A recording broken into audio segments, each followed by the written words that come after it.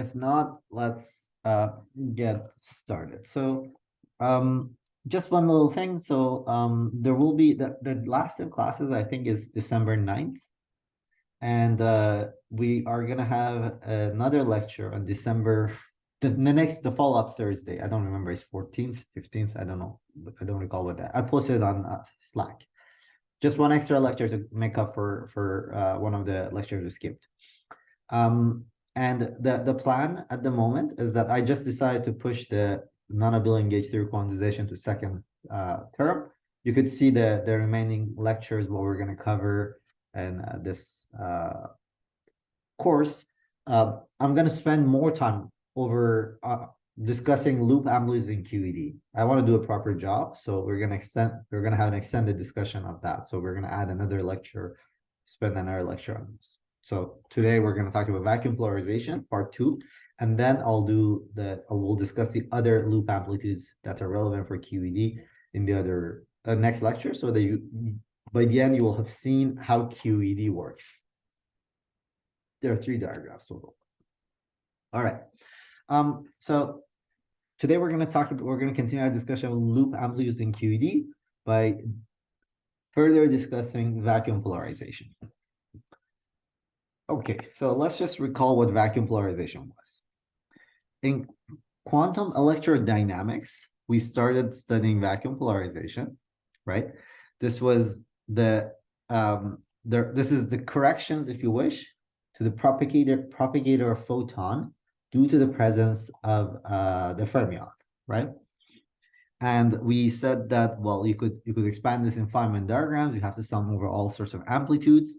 We split our amplitudes and Feynman diagrams into 2 types of diagrams. We called some of them 1PI, one particle irreducible.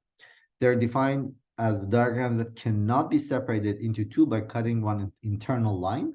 So for instance, this is 1PI, because if you cut any of the internal lines, these are internal lines, right? It doesn't split into 2 separate diagrams, whereas this is not 1PI, because it cut it over here, it splits into 2 separated diagrams, right?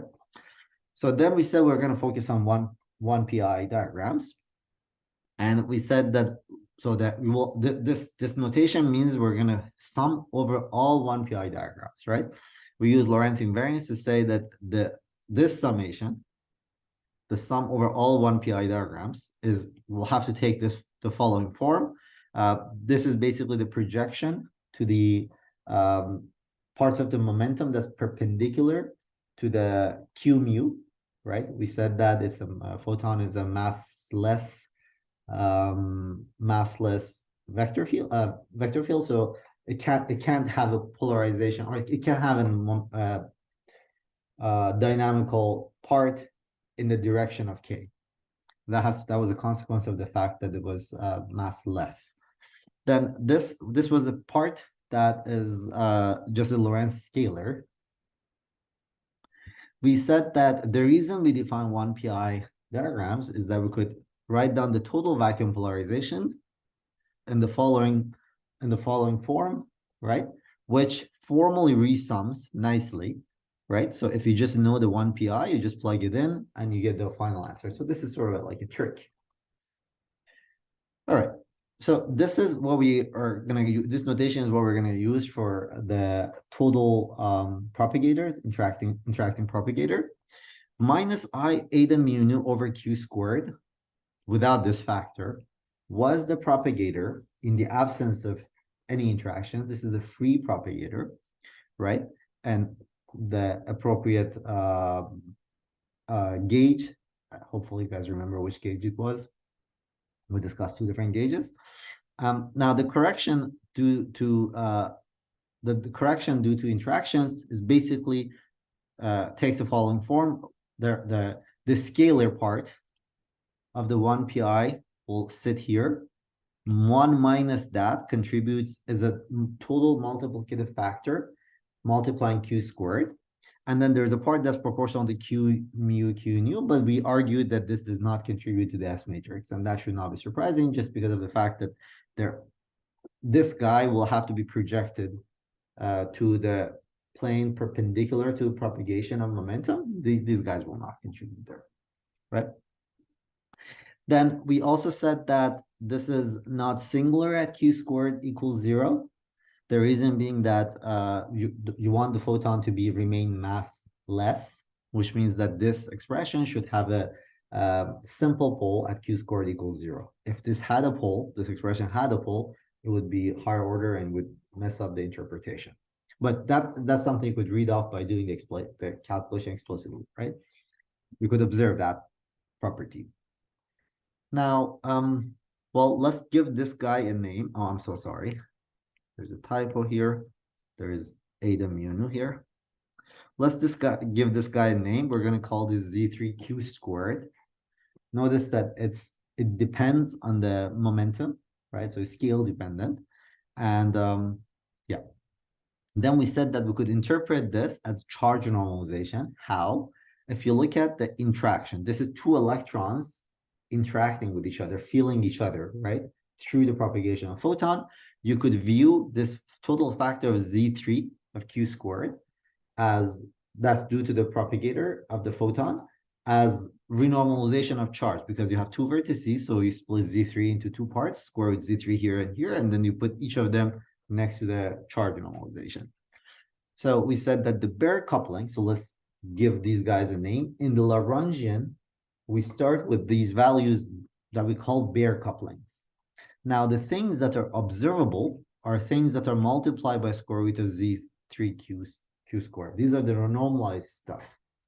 And the important point being that the renormalized thing is scale dependent. Renormalized coupling is scale dependent. So these are bare couplings and these are renormalized couplings. All the physical observables are renormalized, right? Now, any questions so far?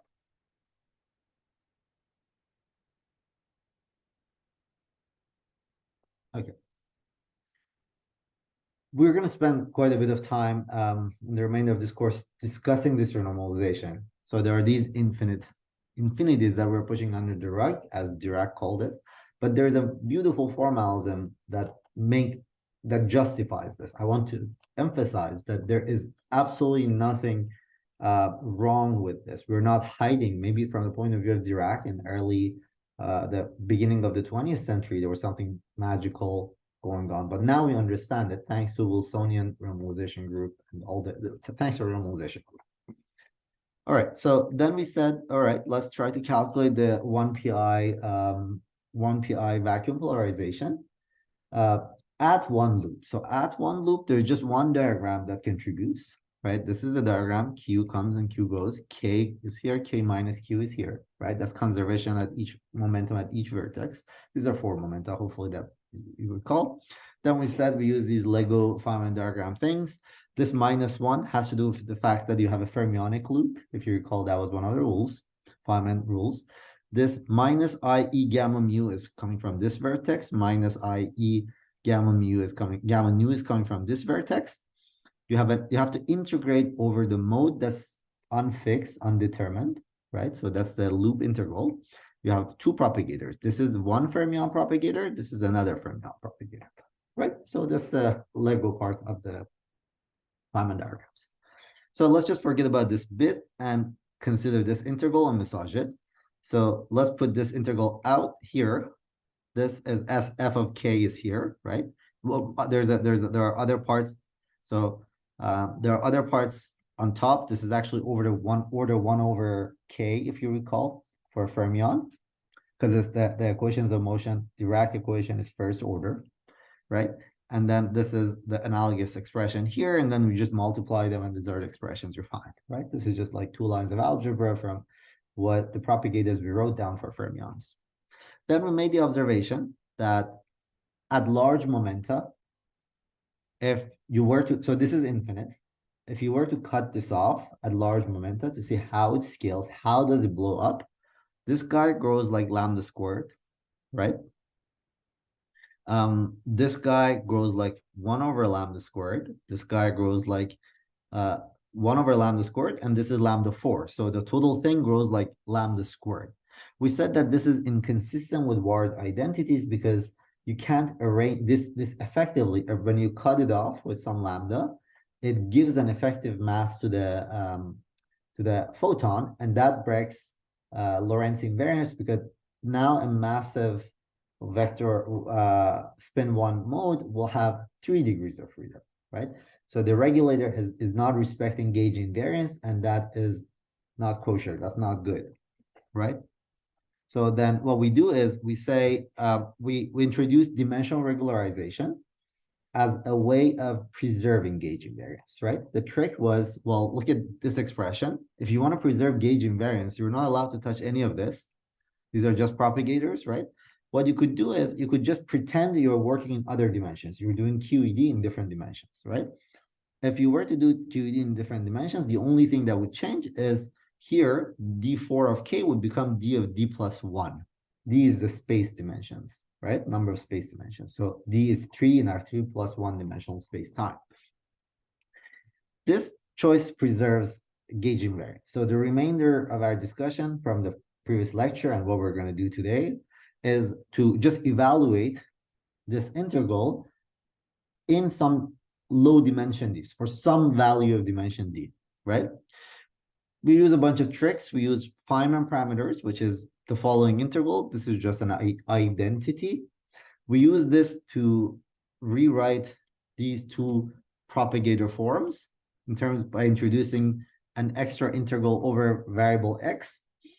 Now, in these new variables, we wrote things and massaged things, and this is we defined a new variable L, which was k shifted by qx or something. I don't recall. You can look it up. And the final result was this. Now I want to make a few comments about this, right? This is supposed to be the 1 pi, one loop propagator for the photon, right? Of course, it depends on the momentum, right? So this is the momentum dependence.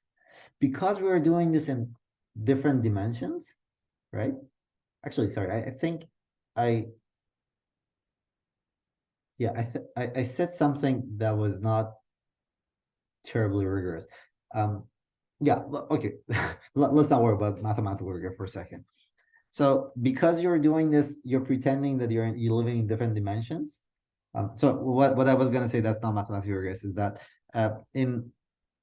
you're pretending that you're living in a different dimension, but your propagator has to act like it's 4D, right? That means that if your integral is now d plus 1 of k, the dimensionality of the propagator has changed. So you have to compensate for that by introducing a new energy scale mu, right?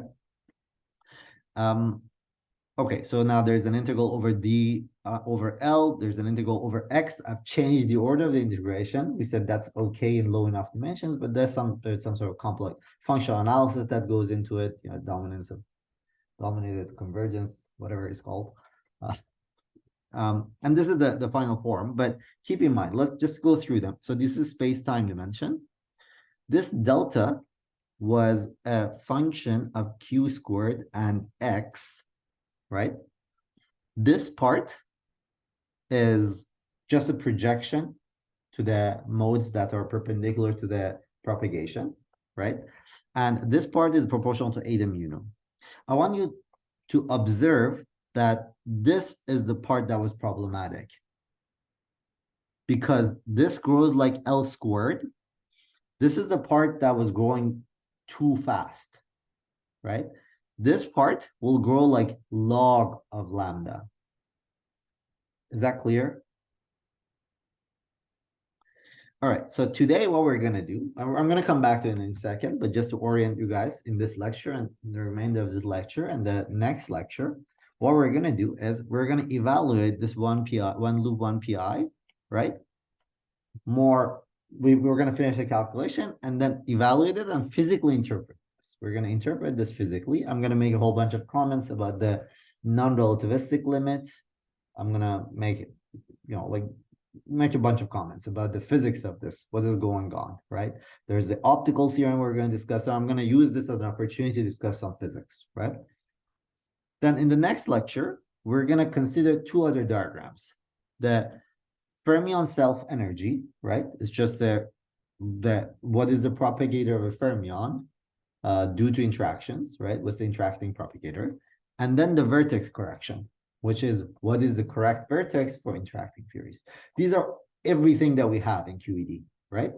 In QED, all you have is a fermion propagator for Feynman diagrams, right? You have a photon propagator and you have a photon fermion vertex. That's it, right? So these are the three diagrams we have. We're going to discuss all three of them. The first one we discussed the last lecture and today, and the other two, these fermion self-energy and vertex correction, we're going to discuss in detail in the next lecture. By the end of it, you will learn that we have actually made sense of quantum electrodynamics and renormalized it. Then, in the remaining lecture until the end of the course, we're going to zoom out and use the principles we use here to renormalize any in perturbation theory, any quantum field theory that's actually renormalizable, that could be renormalized. So we're going to do some systematic perturbation theory renormalization, right? But here what we're doing is in QED, we're going diagram by diagram, one by one, and I'm just doing the integrals, explaining things. Hopefully, this is going to set the stage for the grand picture. All right, any questions about where we're going?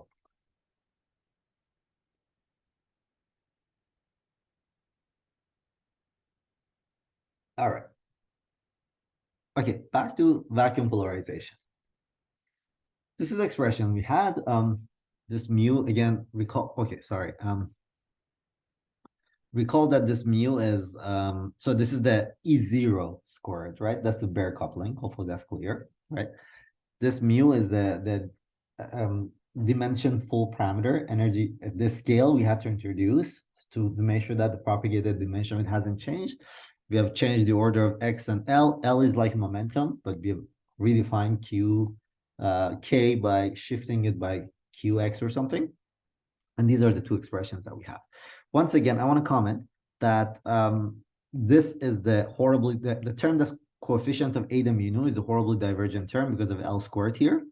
And the term that is better behaved is this one because it's order L0. And this will contribute to log divergence. This will contribute to lambda squared divergence. Is that clear why?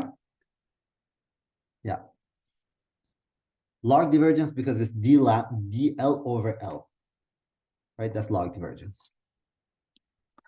Okay, so now we want to evaluate this. What we're going to do is we're going to do Wick rotation. This is another trick. The trick is take L0 and write it as IL Euclidean 0. We often want to Wick rotate so that to keep everything convergent and nice. Then what we're dealing with is the following expression. You just have to put the i's in the right places, and this is what pops out. I believe, yeah, no, that's correct. So here, the extra minus sign has gone into the fact that this looks like 1 minus something. This becomes something minus 1, right? And then there's an extra I here that comes from D of L, all of that, right? You keep track of the terms, the signs, and everything. This is what you end up with.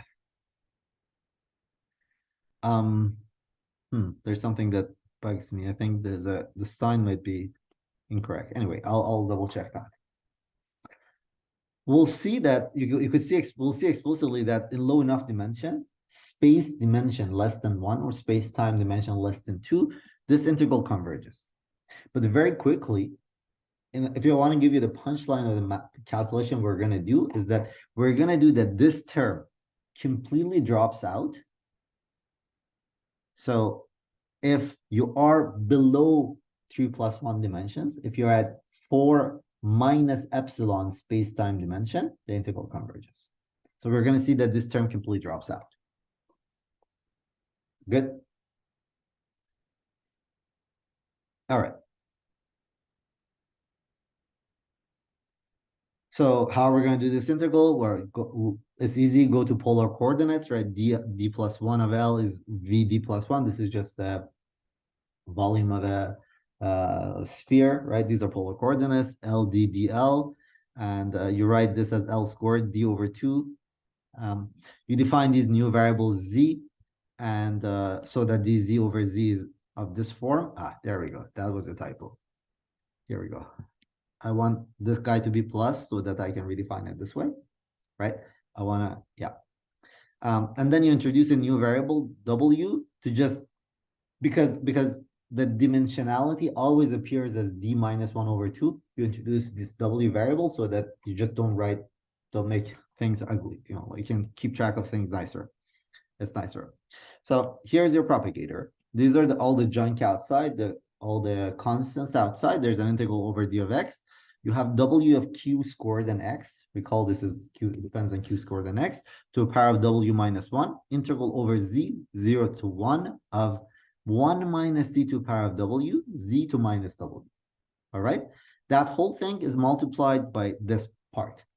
This is the most divergent term that contributes to the lambda squared term, right? This is the coefficient of it. And then this is the less divergent term, which is proportional to the projection to the perpendicular direction, so the polarization, right? So this part is consistent with word identities, right? And this part is inconsistent. We're going to see that this part vanishes, right? So I'm walking you guys through the details of these calculations because the same set of tricks, as weird as it might sound, appears in every single step of these type of integrals. So these integrals are like, yeah, QFT integrals are all of this nature. Loop integrals have this nature. So the first thing is, you notice you have this type of expressions. You have 1 minus z over z. So you have integral over d over z minus 1 to 1. 1 minus z to some power, z to some power. That thing has a name. It could be written elegantly in terms of gamma functions. It has a Bessel, it's type of Bessel function, but it's just some gamma functions. Do you guys recall what gamma functions are? What's the simplest way? This is the definition. What's the simplest way of describing what a gamma function is? Like the continuation of factorials? Absolutely. It's the analytic continuation of factorials. So for when the argument of this is a positive integer, it's a factorial. And that instantly tells you that you should have the following relation. Whoops. Right? That's what it means for it to look like factorial. All right. So very good. So let's just rewrite everything. Now we could do this integral over z explicitly, right? And we do the integral over z explicitly. We're left with a single integral. Integral over d of x. We repackage everything in the following way. Delta over mu squared to this power. And there are two of these Bessel functions. One Bessel function here and another Bessel function. The two and the other terms are Bessel functions that are the coefficients of delta eta mu nu, right? You see here, there is this term, which is just this integral. So, and then there is this term. So this term will contribute to b of 1 minus w, 1 plus w. And this term will give you b of minus w, w plus 2. Right? This is the most divergent term. That's what we want to understand. So we write this down, the coefficient, and look at it, stare at it carefully. It's actually 0. How? Well, just rewrite them in terms of gamma functions. You get gamma of 1 minus w, gamma of 1 plus w, plus, so d and w are related. Call these were like, w was d minus 1 over 2. This is w over w plus 1, w of minus, gamma of minus w, gamma of 2 plus w. If you just use the fact that this is an analytic continuation of factorial, that just, you get 0. You just cancel out. This is, I guess, an exercise for you guys to see. So this vanishes, which is really, really good because this was a divergent term that was spoiling gauge invariance. So indeed, we learned that dimensional regularization keeps respects gauge invariance, right? Respects word identities. All right, is this step clear? It's some analytic continuation complex analysis, but I think I trust you guys, you can do algebra and you can keep track of it. You should go through this carefully, step by step, but I wanted to do it in front of you so that you see what every step is. All right, so now now that this horribly divergent term, a the mu nu is gone, you end up with the following expression. So this is the one loop, one pi answer is minus 4i e squared v of d plus 1 over 2 pi d plus 1 integral of d of x. This function depends on x. We have not evaluated the function yet. It's still complicated. As a matter of fact, it's still log divergent, right? But this expression, even though it's log divergent, at least it respects gauge invariance. We're not in quantum field theory, we're not offended by log divergences, as you're going to learn very soon. But what we're offended by is that if our regularization doesn't respect our symmetries or doesn't respect our invariance principles, right? So a bunch of comments. This expression is, because it's log divergent in d equal 3, in 3 plus 1 dimensions, if you work it out in 4 minus epsilon space-time dimension, it will converge, right? So that is an important step. If every time you hear 4 minus epsilon in quantum field theory, that's what it's referring to. So referring to the fact that when you do everything properly, your divergences are of the form of logarithmic divergences. So if you just subtract an epsilon off of your dimension, then everything is convergent. Good. So that's one observation. The other observation is that as required by gauge invariance, this is proportional to the transverse directions, right? So that was ward identities. It was essential that there are no degrees of freedom in the direction of propagation of photon. Good. Any questions here?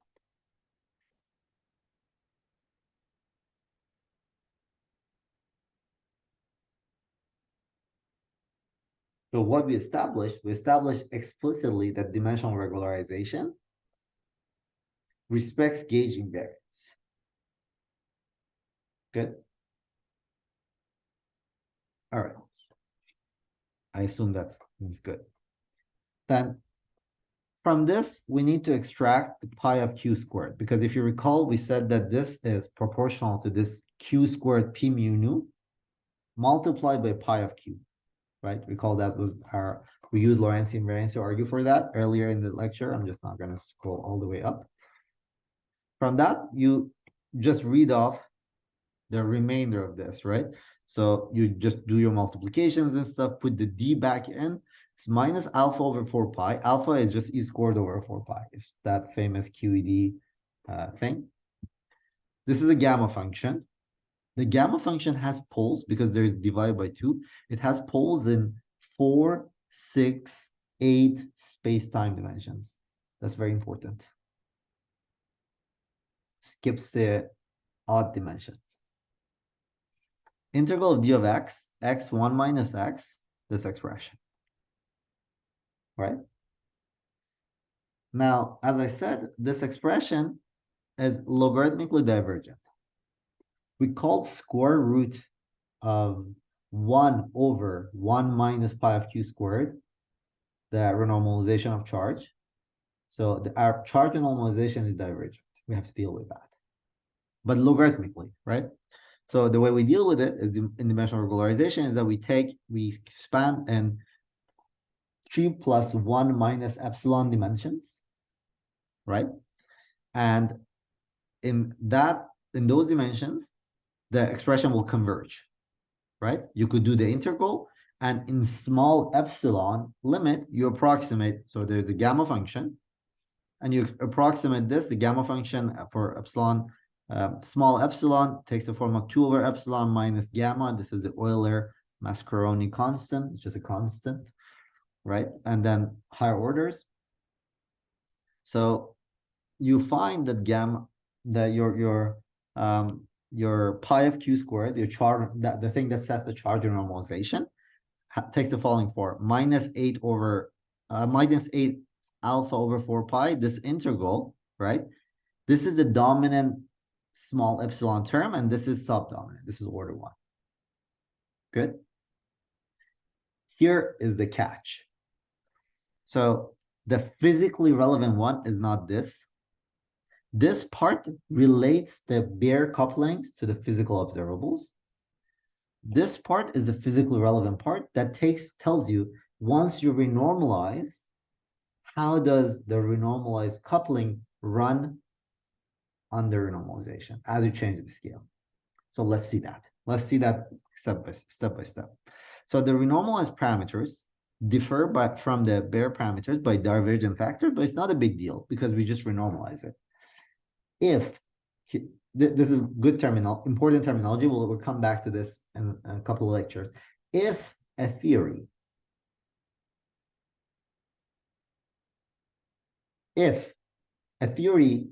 all the infinities of the theory could be captured by a finite number of divergent terms, we say the theory is renormalizable.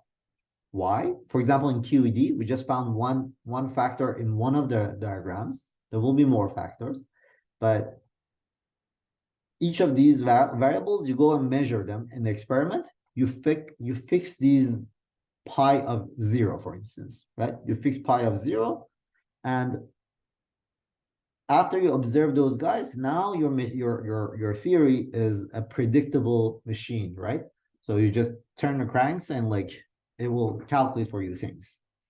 A theory is not renormalizable if you need to capture all the divergent terms. You end up with an infinite number of divergent terms, because then you cannot do infinite number of measurements to tune the theory, right? Gauge theories we're lucky that gauge theories are renormalizable. Quantum gravity is famously not renormalizable. So a theory that is not renormalizable as a QFT at this level of this course seems to make no sense.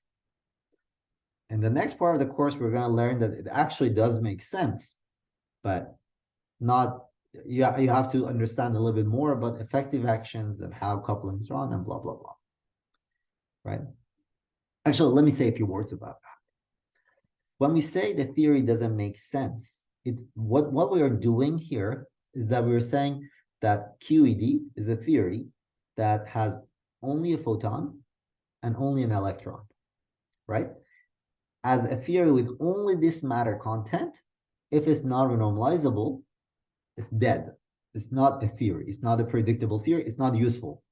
It's junk. You have to discard it. However, what we're going to see in the next part of the course, part 2 of the course, is that sometimes if you misidentify the particles, if the theory has other particles, heavier particles you don't know about, they result, the effect of the fact that you don't know about the whole particle content, there are massive particles that you haven't discovered yet, shows itself as the non-renormalizability of the low energy theory. Then in effective field theory, we actually make sense of that. But this is all the discussion of part 2 of the course. For now, if a theory is not renormalizable, it's nonsense. You just discard it. Good? Is the idea of renormalizable theory clear? We'll spend more time on this in 2 lectures. We're going to define super renormalizable theory, renormalizable, all of that. But for now, based on the little calculation we've done, is the idea clear? So just to check, the fact that normalization even appears here is because we're doing perturbation on a free theory, right? Like it's an artifact of perturbation theory. Yeah. It's an artifact of the thing that free theory and interacting theories, their Hilbert spaces should not be identified. The free photon compared to the photon of an interacting theory, the energy differences is infinite. They have infinite energy differences. They are not comparable. If you tweak the that's what we're trying to do, is to expand the photon of the interacting theory in terms of the states of the free theory. And we're finding that there are all sorts of divergences, right? It's just we shouldn't be expanding around that. This is the same issue as turning the coupling off in the S matrix. So if you guys want to know what is going on, read that section of Weinberg that's about the S matrix and how to he actually literally describes this very, very beautifully. So how the S matrix is, you make sense of the S matrix. The S matrix as something that relates the interacting theory to the free theory is nonsensical. So you have to do something else. And that something else takes care of these divergences. But okay. Any other questions?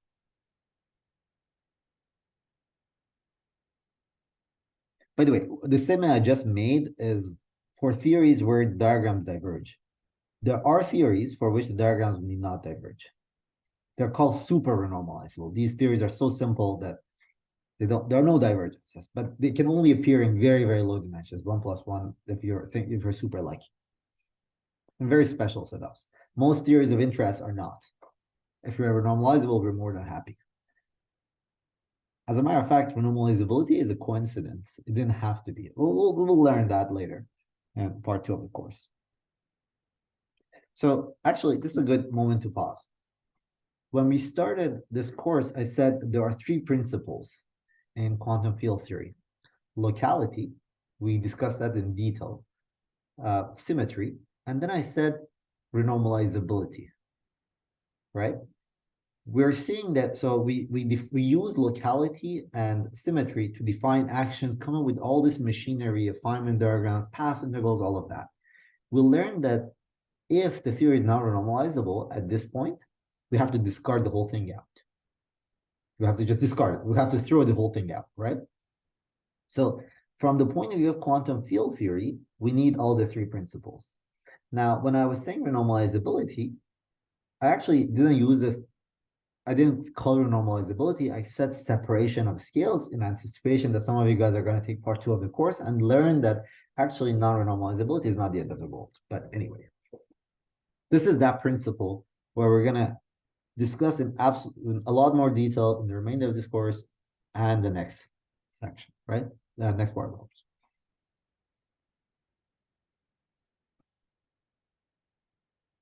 Okay. So now that we did this calculation, let's try to see what I just said in more explicitly. Remember what I defined this alpha of q squared. This is the renormalized coupling at some energy q squared, right? It's alpha of 0.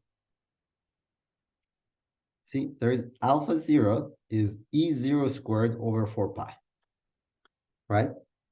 The relation between alpha of q squared equals 0 and alpha of 0, there is a divergent term here, right? That's pi 1. What is that? The divergent term is 1 over 1 minus pi of 0.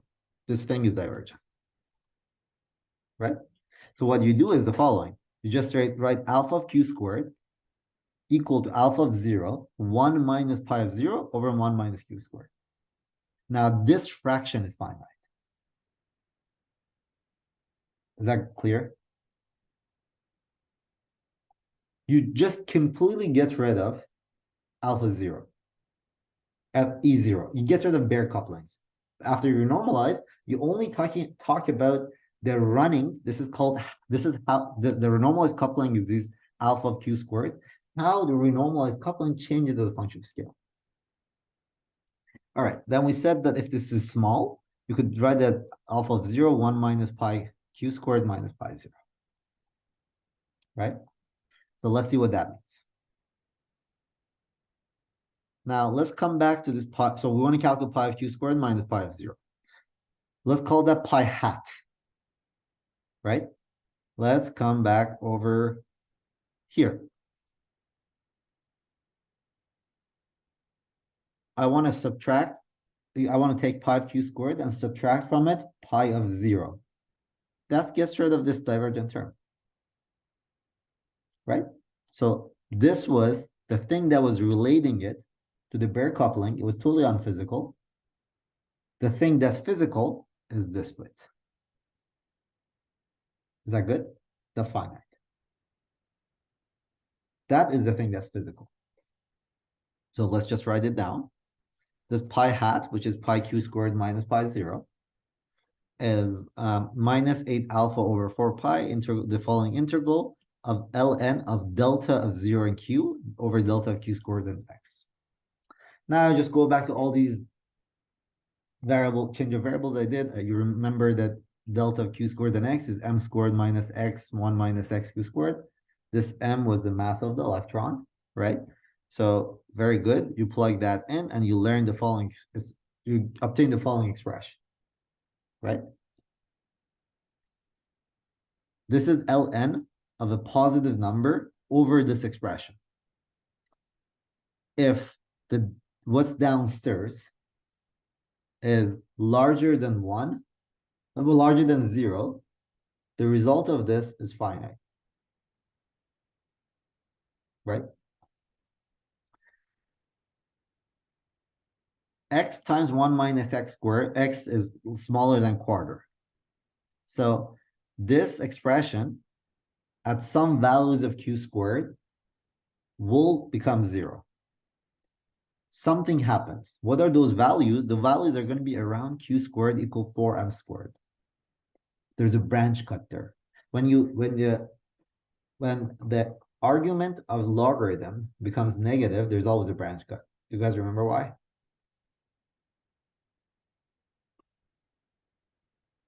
Well, think about complex analysis. I'm just write it explicitly. You'll see it. There's a branch cut.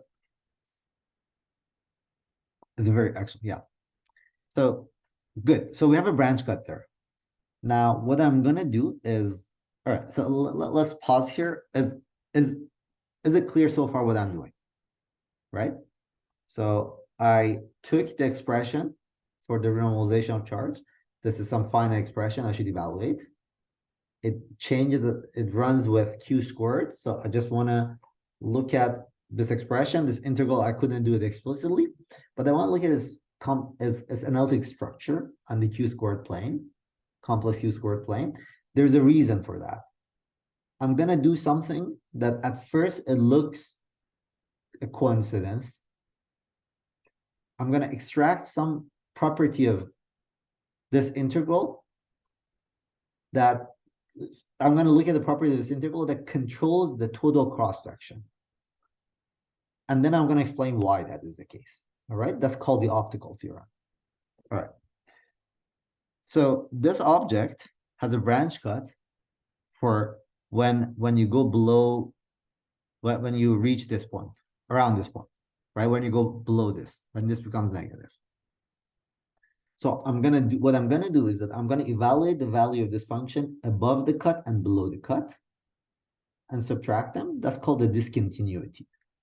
So I'm gonna look at the imaginary part of this guy. Good. So you're gonna work out the details in the homework, hopefully, if I don't forget to give that homework. But we're gonna look at the imaginary part of this function above and below the cut. You do the calculation, you obtain this result. This is a complex integral, you use the methods of complex integration, all of that, and this is what you obtain. Good.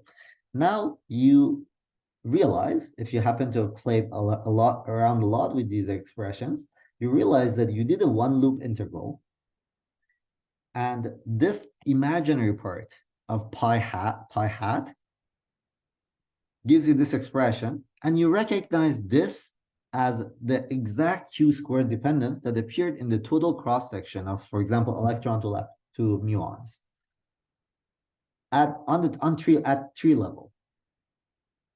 That was a calculation that we did at tree level a couple of lectures ago. There was no loop involved. Here we're doing a loop integral, and what we're finding is like the cross-section at tree level.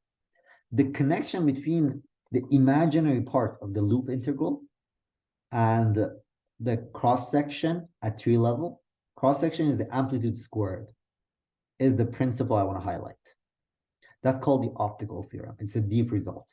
It's an important property of quantum field theory, is how we keep track of unitarity. It's a consequence of unitarity, right? I'm going to explain that in a second. Is it clear what I'm going to explain? Before explaining it, is it clear what I'm trying to explain? what I'm trying to compare is a calculation we did before. Electrons interacting with each other and going to, for example, to muons or could be electrons at 3 level, no loops. We calculate that amplitude, we squared it, we got the total cross section. That was calculation number 1. It gave us this form. You can go back to your notes and see it. It gave us this form. Now what we did here was we did a 1 loop calculation. Here, this was in the context of the propagator photon, and what we found was it was the same, it's the same sort of function that appeared over there at 3 levels squared, right?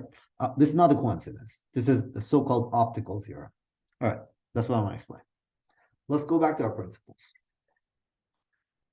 We define something called,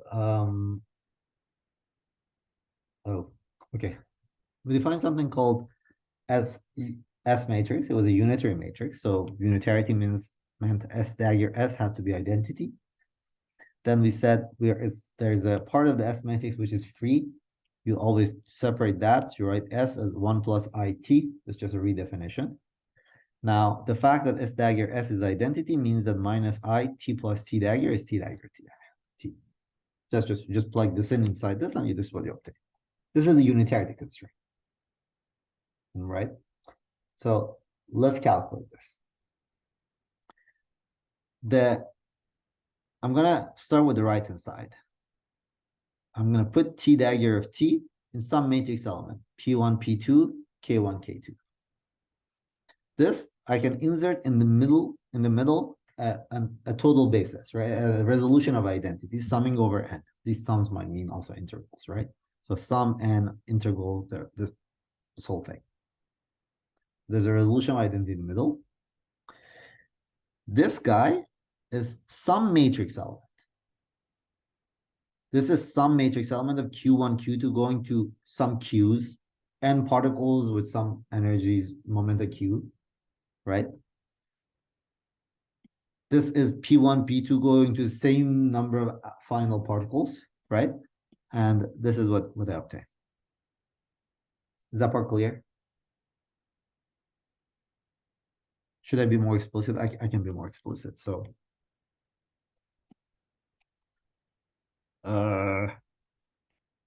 this is sort of schematic, right?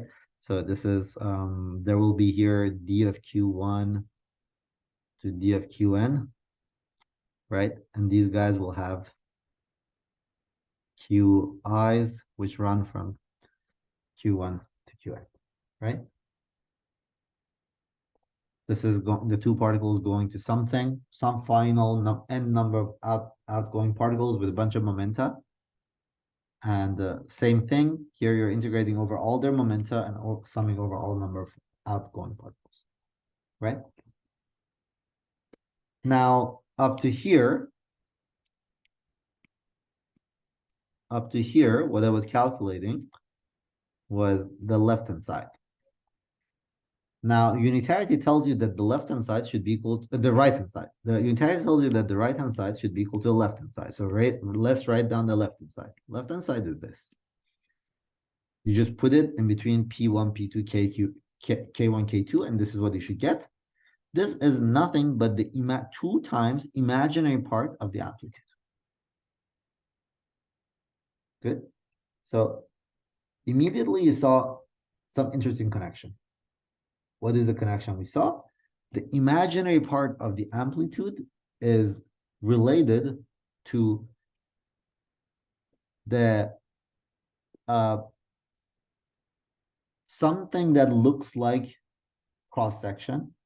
It's some matrix element squared, and we've integrated over final results. It's not literally cross-section because this is K1, K2, this is P1, P2. If they were K1 and K2 and P1 and P2 were the same thing, it would be the total cross-section. Good. All right, so here comes the optical theorem. Optical theorem says, well, let's just pick K1, K2 to be equal to P1, P2. So this is what I'm describing is the optical theorem for 2 to 2 scattering, right? I take as incoming 2, outgoing 2. And I take put them to be equal. All right. So what you obtain is the following. The square of the amplitude with arbitrary final states is related to the imaginary part of the amplitude if we take pi equal to ki, right? This is, if I put pi is equal to ki's, this is the total cross-section. Literally, this is a total cross-section, right? And this part is also clear what it is. It's just the imaginary part of the amplitude when you go from P1, P2 to P1, P2. Right? This was precisely what we just observed in the calculation. This principle is called optical theorem. I articulated this in the general form. It generalizes to end-to-end scattering. Just a principle. And it's one way of checking unitarity. It's required by unitarity, as we saw, right? I started with S dagger, S equal identity. That was the equality that I had. Right? So it's good. It's actually required that in our one loop calculus, we could have cheated. Instead of doing this crazy integral, we could have cheated and guessed the final form of this one loop result just based on the fact that just from the scoring the tree level diagram, right? Is that clear?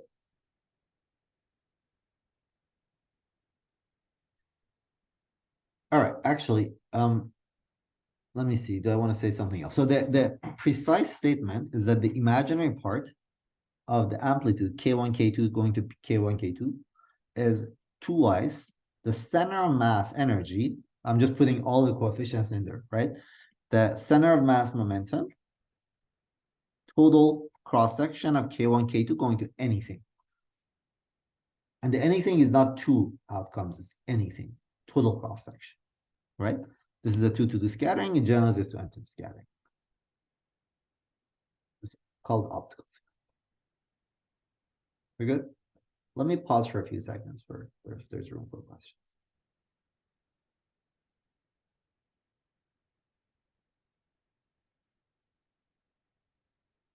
Now, going forward, I want to make a bunch of observations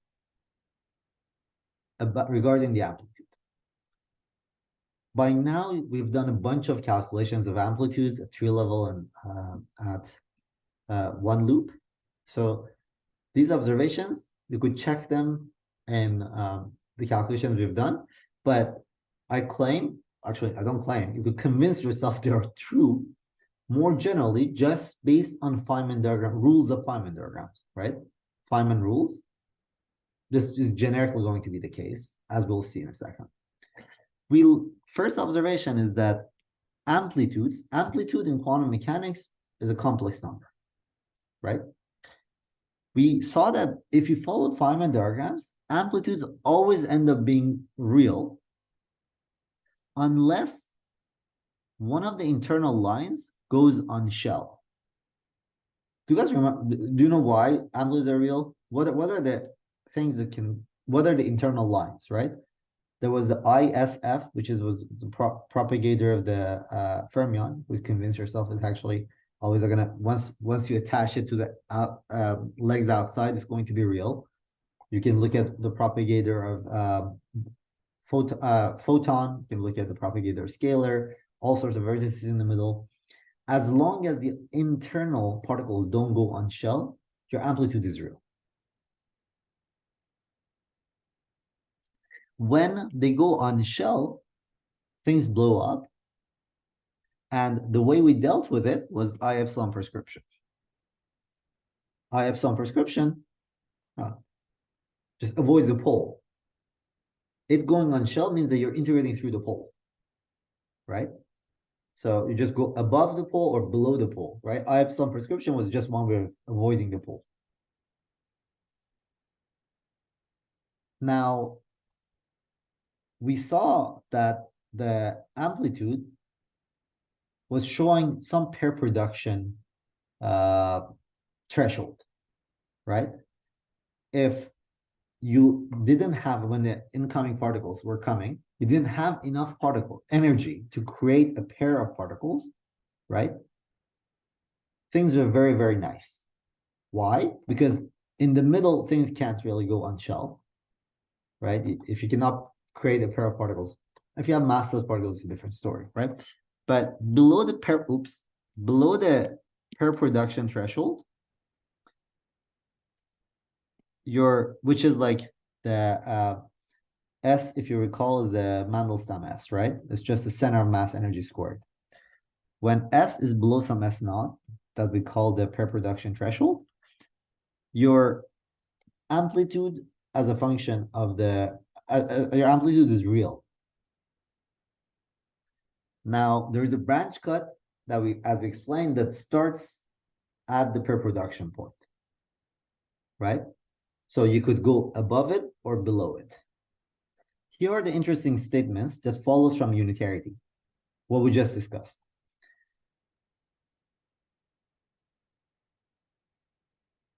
Of course, the fact that this is real tells you, I don't know if you guys know this. This is called Schwartz theorem in complex analysis.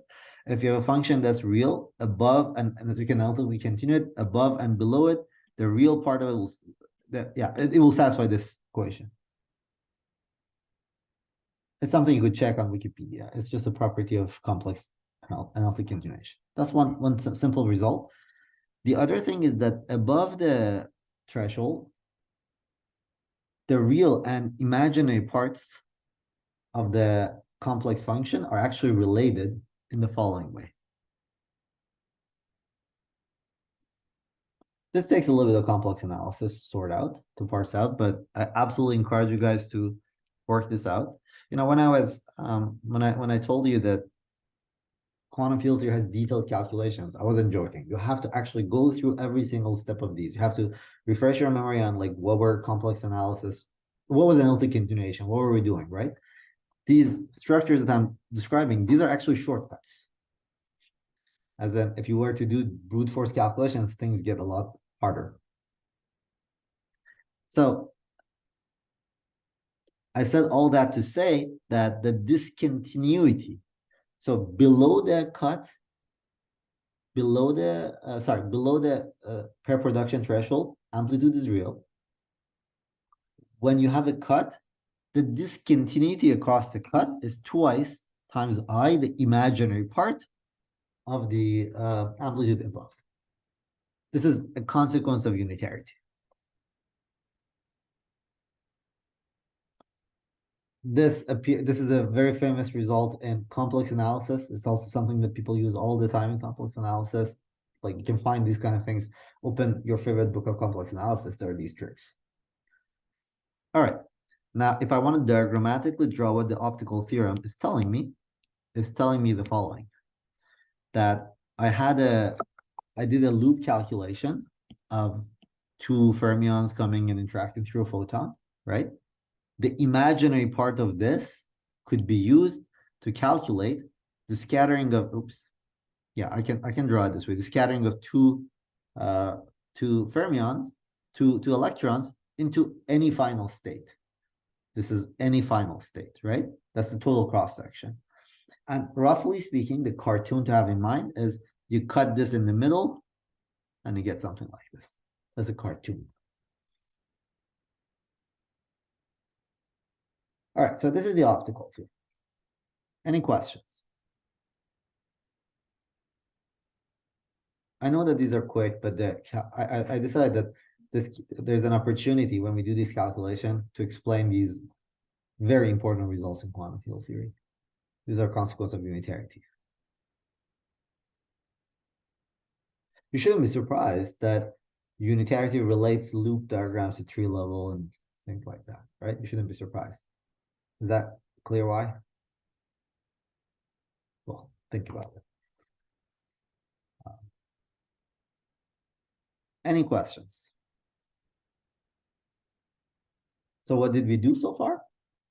We calculated the vacuum polarization, which was the propagator of the photon, the part of it which was one particle irreducible, 1 pi, at one loop. It was just a fermion, an electron running in the loop. It was divergent. There was horrible divergent. we showed that there was two sorts of divergences. There was a lambda squared in 3+1 dimension. There was a lambda squared divergence, which was very offensive. That was violating principles of gauge invariance. And then there was the less divergent piece, which was log of lambda, diverging like log of lambda. We said instead of cutting off the momentum at some large lambda, we introduced another method of regularization called dimensional regularization. And then we picked the dimensionality to be 3+1, 4 minus epsilon. Then we saw the offensive term, the offensively divergent term that was violating gauge invariance, dropped out. That was good. We're left with some log divergent term. We said that this log divergent term is not a problem because it's connecting. Physically, what it's doing is that it's relating the Baire parameters, which is this mathematical construct in our head, which was a parameter we put in the Lagrangian, the physical observable. What is physical is how the observable changes as a function of how the couplings of the observed coupling changes as a function of energy that we can calculate once we perform a measurement. For example, measure alpha at q squared equals 0. We normalize the theory, then we can calculate alpha of q squared at any value, right? These calculations will go through. This was renormalization. Then we said that, what else did we do? Oh yeah, we just finished evaluating this integral, and we saw that, well, the final result looked like it's related to the cross-section, total cross-section, and at tree level, and then we explain why that is. It's a consequence of unitarity. That's exactly what we've done up to this point today. Any questions? So alpha 0 is the actual 1/137 thing that we measure, right? You could say that. That's alpha 0 is the one that's, yeah, you could say that. Yeah, in like precision, not high energy experiments. Exactly. At very low energies, we observe that. Exactly. So do you know at what energy scale the running constant actually starts to matter? Oh, of course. Look it up. So we're gonna okay, very good. So how the couplings change as a function of energy is something like this. Call the coupling G or lambda. D of lambda, D. So lambda depends on q squared. D of lambda q squared, D of q squared, D of energy. That thing is called beta function. So if you look up beta functions of QED, QCD, all of that, you're going to learn about how fast you're running. Actually, that's not called beta function. It's related to beta function. The right-hand side is beta function related, right? Yeah. I basically didn't answer your question, except that I promised that we're going to discuss this later. All right. Any other questions?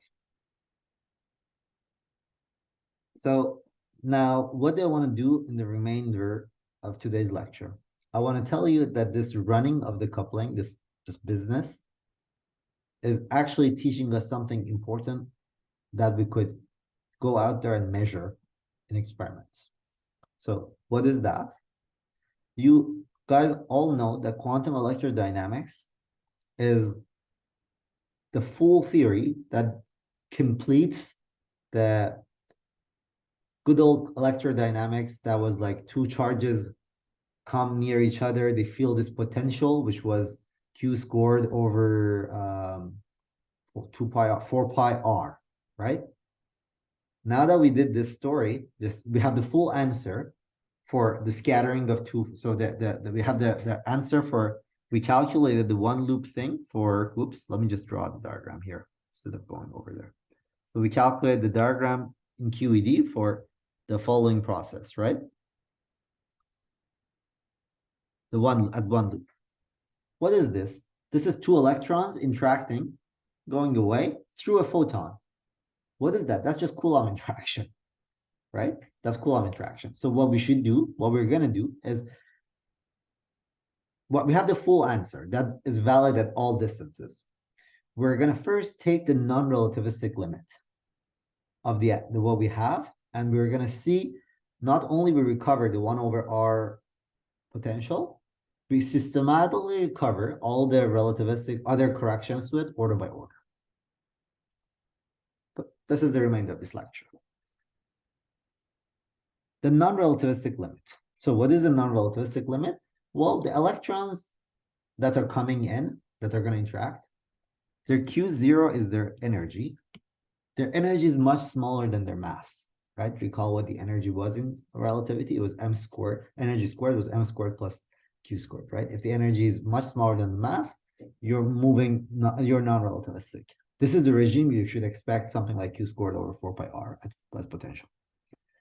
Now, if you look at the T matrix, which was the scattering was 1 plus IT, right? The P prime P, this is like P1, P2, P1, P2, right? I'm just making my notation easier. This was the form of it. This is the conservation of momentum, right? Minus I. I'm gonna call this thing the potential. And we're gonna see in a second that it becomes a potential.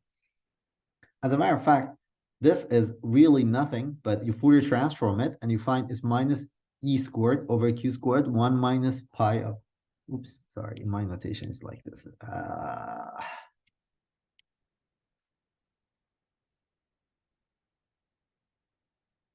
This is what the potential is. Now, you're going to see in a second that the fact that this is 1 over Q squared is related to the fact that the potential is Q squared over R, or normal X. Good. And then we're going to calculate the corrections. All right. So we calculate this pi of Q squared was pi of Q squared minus pi hat of Q squared was pi of Q squared minus pi of 0. We calculate that. I trust you guys, you can go back and do the calculation for yourself. But we're working in this regime that momenta are much smaller than m squared, right? So in that regime, you could expand things, and pi hat of Q squared becomes this. You do the integral at this order is 2 alpha over pi, 1 over 30 Q squared over m squared, right? You plug that back in the potential, you discover this is minus alpha over x. That's the good old potential that you expect, right? Remember what alpha was E squared over 4 pi. So it all checks out, right? So that is the potential that we expected. Here's a correction to it. The correction is a delta function, which means that as you bring the electrons extremely close to each other, the potential changes. So first comment I want to make here is that this is a short-range correction. The diagram, the one-loop calculation, said that the potential at long distances is unchanged, non-relativistically. It's only at short distances the potential changes. Turns out that this is actually the same thing that is related to Lamb shift. This is something that we discussed in Lamb shift when we talk about, quantum mechanics in your long time ago, right? I'm not going to discuss that. That's for you guys to figure out how this is related to Lamb shift. But this is the form that you find. Now, you might be upset, and I'm upset as well with this delta function. That's just an artifact of the silly approximation we've made. If you do this a little bit more systematically, you resolve this delta function, you find that the potential as you bring the electrons closer and closer is changed, right? But it's not a delta function. So you do this properly, keeping more terms, and you look at in the regime where you bring these guys distances that is much larger than the Compton wavelength. Of course, it doesn't make much, like we want to work in that regime, right?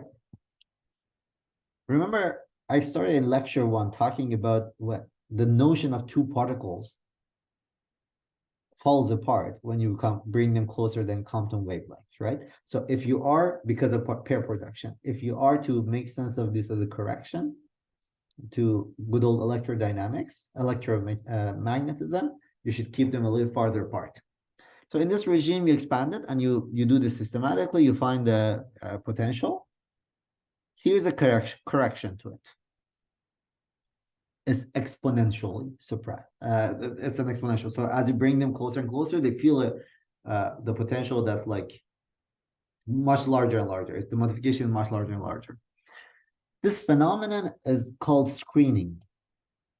roughly speaking, you can think of it this way. You have two electrons, these blobs I'm drawing, right? Well, I should draw them as point-like, actually. Sorry.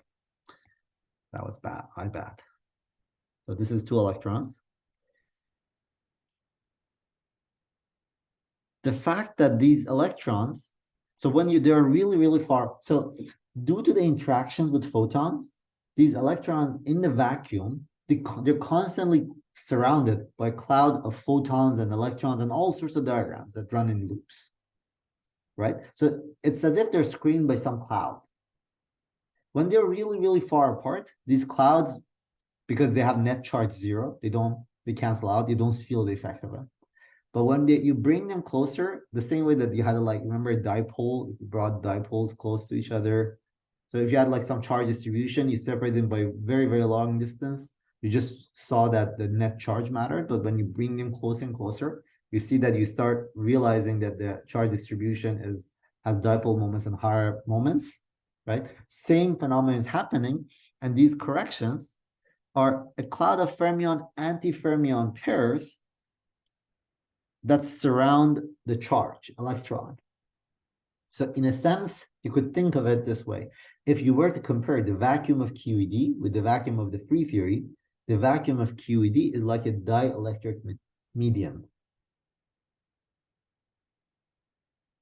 I want to leave you guys with that thought. This is the end of this lecture.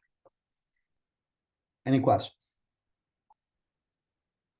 That formula you had before for V in terms of T. For what? The one, I think it's a little bit above here. The formula for the potential.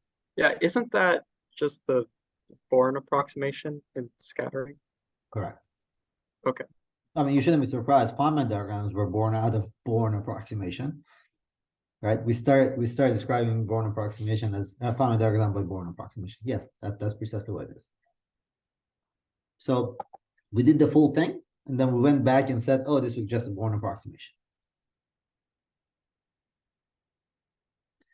Any other questions?